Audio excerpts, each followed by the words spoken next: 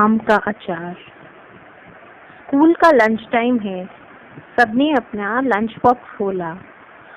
पूजा ने भी बड़ी उत्सुकता से अपना लंच बॉक्स खोला। आज सुबह नाश्ता भी नहीं कर पाई थी। बहुत तेज भूख लग रही थी। शायद मम्मी ने कुछ बढ़िया रखा हो लंच बॉक्स में। लंच खोलते ही पूजा का मूड थोड़ा बिगड़ गया। ये क्या, आम का अचार और टिकिया पूड़ी फिर से? कल भी तो यही दिया था मम्मी ने। सब्जी क्यों नहीं दी? पूजा गुस्से में थी। तभी उसकी दोस्त राधिका पूछ बैठी, क्या लाई हो लंच बॉक्स में पूजा? पूजा ने तुनकते हुए कहा, वही कल वाला। राधिका की आंखों में चमक सी आ गई। दादी माँ के हाथ का बना हुआ आम का अचार? तुम ऐसा करो, मेरा लंच बॉक्स खा लो, इसमें सब्जी है, और तुम मुझे अचार दे दो। यार, तुम्हारी दादी के हाथ का बना हुआ आम का अचार, सुभान अल्लाह। पता नहीं कौन सा मसाला डालती हैं दादी माँ कि मुझे अपने घर के अचार अच्छे ही नहीं लगते, राधिका बोली। ये सुनकर पूजा की आंखों में एक गुरूर सा आ गया। आखिर दादी किसकी हैं? पूजा की दादी को अचार बनाने का बहुत शौक था और गर्मियाँ आते ही उनकी अचार बनाने की लिस्ट चालू हो जाती थी। ये मसाले, वो तेल, ये नमक। पूजा की दादी का अचार उनके पूरे मोहल्ले में, उनके परिवार में और उसके क्लास में बहुत मशहूर था। दादी माँ अब लगभग 70 साल के आसपास की होंगी और पूजा 16 साल की टीनेजर। पर जब से उसको याद है, आम का मौसम आते ही वे गली के हर ठेले पे नजर रखती हैं कि कैरियाँ कैसी आ रही हैं। वे तो खुशबू से ही अंदाजा लगा लेती थी कि कैरियाँ अचार बनाने लायक हैं भी कि नहीं, और फिर किसी ठेले वाले से खूब मोल भाव करके कम से कम 20 किलो कैरियाँ तो उठाती ही थीं। यहाँ तक कि मोहल्ले की जितनी भी औरतें थीं, वो दादी माँ के अचार के ज्ञान का लाभ लेने घर आ जाती थीं। अचार डालते समय उसमें मसालों का, तेल का, नमक का पूरा ज्ञान लेती थीं। मेरे पापा अक्सर दादी माँ से कहते हैं, अम्मा अब तो तुम दुकान खोल ही लो अचार की। और दादी अम्मा हंसकर कहती, ये तो मैं अपने बच्चों के लिए बनाती हूँ, बेचने के लिए नहीं। और हम सबसे पूछने लगती कि कौन कौन सा अचार खाना पसंद करेगा, और सब झट से अपनी लिस्ट बता देते। पापा, वो चने वाला खट्टा कुचला भाई, वो जरूर बनना चाहिए। भाई, खट्टे मीठे आम का अचार। मैं, तेल वाला अचार, मुझे तहरी के साथ वही अच्छा लगता है। मम्मी, एक मीठा अचार तो बनना ही चाहिए। और इस तरह सबकी पसंद का अचार पड़ जाता। मम्मी और दादी रोज दोपहर को बैठ जाती अमिया छीलने के लिए, और घर गृहस्थी की बातें, रिश्तेदारों की बातों से लेकर दीन दुनिया का जिक्र हो जाता था। दादी की एक खास आदत थी, वो अचार में हमेशा ताजे खड़े मसाले मंगवाकर और चक्की से पिसवाकर ही डालती थी। दादी मुझसे हमेशा कहती, अरे पूजा, अचार बनाना सीख ले, आगे तेरे ही काम आएगा। और मैं कहती, अरे दादी, अब बाजार में सब कुछ मिलता है, इतनी झंझट कौन सीखे। दादी माँ मुझसे हमेशा कहती, अरे बिटिया, बाजार में तो सब कुछ मिल ही जाएगा, पर दादी माँ के हाथ से बनाया हुआ प्यार से ये अचार थोड़ी ही मिलेगा। आज दादी है तो सीख ले, कल जब नहीं रहेगी तब तुझे ही सबसे ज्यादा याद आएगी इस अचार की। और मैं दादी से बोलती, दादी माँ आप भी ना इमोशनल ब्लैकमेल करती हो।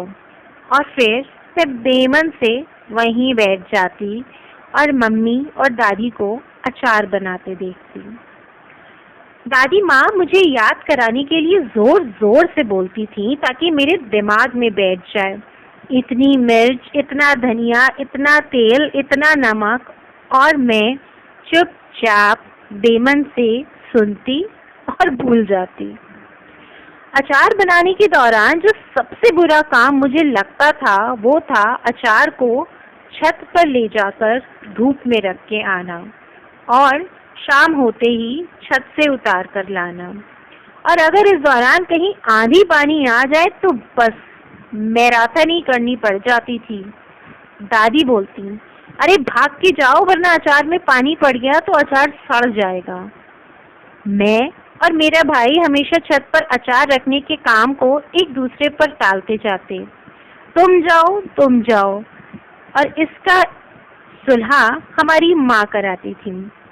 एक टाइम पूजा जाएगी और एक टाइम अविनाश जाएगा, और इस तरह तकरीबन 20-25 दिन की कवायद के बाद जब ताज़ा ताज़ा अचार हमारी थालियों में परोसा जाता, सबके मुंह से एक ही स्वर में निकलता, अम्मा के हाथ का बनाया हुआ आम का अचार, इसका तो जवाब ही नहीं।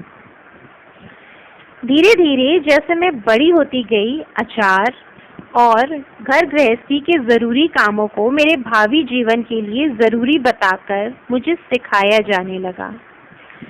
दादी माँ अब और बूढ़ी हो चली थी और हर साल ये कहकर अचार डालती कि इस साल खा लो, अगला साल किसने देखा।